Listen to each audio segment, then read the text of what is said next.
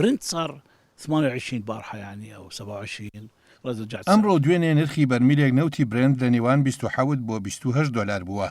بەگشتی عراق 5 دلار کەمتر لە نرخی برند نەوتەکەی دەفرۆشێت، واتە بە 23 دلار.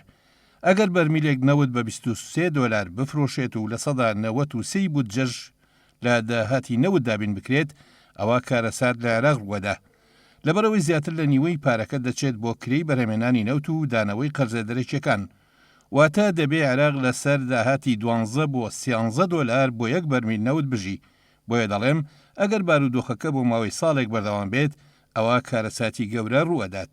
ئەوەی زۆر گرنگە بەلای ئێمەوە دابینکردنی موچەی فەرمانبەران و خانەنشینان و تۆڕی چاودێری کۆمەڵایەتی و هاوکاری بێکارانە کە لە سەرتاسەری عێراقدا ژمارەیان دەگاتە 8 ملیۆن کەس کە موچەی ماگانەشیان زیاترە لە 6 تریلیۆن دینار.